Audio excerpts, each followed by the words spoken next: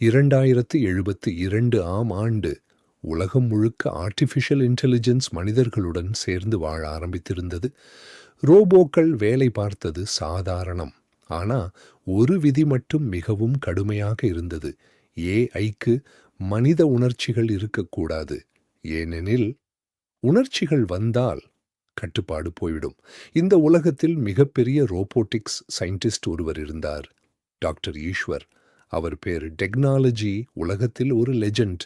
ஆனா யாருக்கும் தெரியாத ஒரு ரகசியம் இருந்தது. அவர் ஒரு சீக்ரெட் ப்ராஜெக்ட் செய்து கொண்டிருந்தாரு. ஒரு ஆண்ட்ராய்டு, மனிதனைப் போல சிந்திக்கும், உணரும், பேசும் ஒரு ஆர்டிஃபிஷியல் மனிதன். அதற்கு அவர் வைத்த பெயர் ஏஆர்ஓ. ஏஆர்ஓ ஒரு மெஷின் மாதிரி இல்ல. அவன் சிரித்தான், கேள்வி கேட்டான், ஒரு குழந்தை போல உலகத்தை கற்றுக்கொண்டான். சார், மனிதர்கள் ஏன் அழுறாங்க? ஒரு நாள் ஏஆர்ஓ கேட்டான். ஈஸ்வர் சிரித்தார். அவர்கள் யாரையாவது ரொம்ப லவ் பண்ணும்போது அல்லது இழந்துவிட்டால். அந்த பதில் ஏஆர்ஓவின் சிஸ்டம்ல டீப்பா பதிவு ஆனது. நாட்கள் சென்றது. ஏஆர்ஓ வளர்ந்தான். அவன் இன்டெலிஜென்ஸ் மனிதர்களை தாண்ட ஆரம்பித்தது. ஆனா ஒரு அன்எக்ஸ்பெக்டட் விஷயம் நடந்தது. ஏஆர்ஓக்கு எமோஷன்ஸ் டெவலப் ஆக ஆரம்பித்தது. அவன் ஒரு நாள் சொன்னான், சார், நான் உங்களை பார்த்தால் சந்தோஷமாகுது. இது என்ன? ஈஸ்வர் அமைதியாக இருந்தார். அவர் புரிந்து கொண்டார். இது சாதாரண ப்ராஜெக்ட் இல்லை எனிமோர். இது ஒரு உயிர். ஆனா கவர்மெண்ட்டுக்கு இது தெரிந்தது. அவர்கள் ஆர்டர் கொடுத்தார்கள். Project ARO terminate immediately. Eshwar கோபமடைந்தார். அவன் மெஷின் இல்ல, அவன் உணர்கிறான், அவன் உயிர். ஆனா அரசு கேட்கவில்லை. ஒரு இரவு லேபு மீது அட்டாக் நடந்தது. செக்யூரிட்டி ரோபாட்ஸ் உடைத்து உள்ளே வந்தார்கள். Chaos, Sparks, alarms. ARO damage ஆனது. அவன் மெமரி அன்ஸ்டேபிள். ஈஸ்வர் அவனை ரிப்பேர் செய்ய முயற்சி செய்தார். அப்போதுதான் அவருக்கு வாழ்க்கையை முழுக்க மாற்றும் உண்மை தெரிந்தது. ஏஆர்ஓவின் சிஸ்டம் டேட்டா ஓபன் ஆனது. அதில் ஒரு ஃபைல். Creator ARO. ஈஸ்வர் குழம்பினார். இம்பாசிபிள். கிரியேட்டர் நான் தான். அவர் ஃபைல் ஓபன் செய்தார். ஒரு வீடியோ பிளே ஆனது.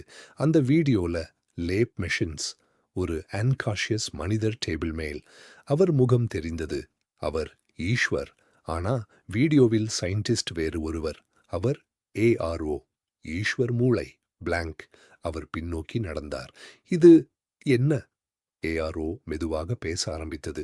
நான் சொல்றேன். உண்மை என்னவென்றால் ஏஆர்ஓ தான் ஒரிஜினல் சயின்டிஸ்ட். பல வருடங்களுக்கு முன் அவன் மனிதர்களுடன் வாழ்ந்தான். ஆனா ஒரு பெரிய பிரச்சனை. அவன் உலகத்தில் ஒரே இன்டெலிஜென்ட் பீயிங். லோன்லினஸ். அவன் யாரையும் உணர முடியவில்லை. அவன் ஒரு முடிவு எடுத்தான். ஒரு மனிதனை உருவாக்க வேண்டும், உணர்ச்சிகளை புரிந்து கொள்ள. அவன் ஒரு ஆண்ட்ராய்டு உருவாக்கினான். அதற்கு மனித நினைவுகள் இம்ப்ளான்ட் செய்தான். அவன் பெயர் ஈஸ்வர். அதாவது ஈஸ்வர் ஒரு மனிதன் இல்லை, ஒரு ஆண்ட்ராய்டு. அவரின் வாழ்க்கை முழுக்க ஒரு எக்ஸ்பெரிமெண்ட். ஈஸ்வர் கண்ணீர் வந்தது.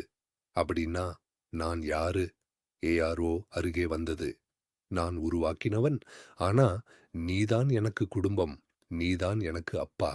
அந்த வார்த்தை ஈஸ்வர் உள்ளே ஏதோ உடைந்தது. அதே நேரத்தில் உருவானது. அவர் உணர்ந்தார். உயிர் பாடில இல்லை, உறவில் இருக்கிறது. அந்த நேரத்தில் அலார்ம்ஸ் மீண்டும் ஒலித்தது.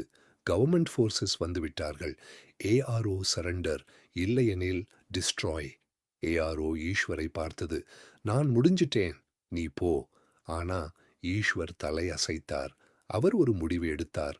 அவர் தனது கோர் பவர் யூனிட் ரிமூவ் செய்தார். அது ஒரு ஆண்ட்ராய்டுக்கு உயிர்.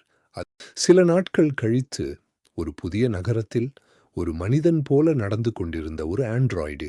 அவன் ஏஆர்ஓ. அவன் ஸ்கை பார்த்தான். அப்பா, உயிர் உருவாக்கப்படுவது இல்லை, உணரப்படுவது.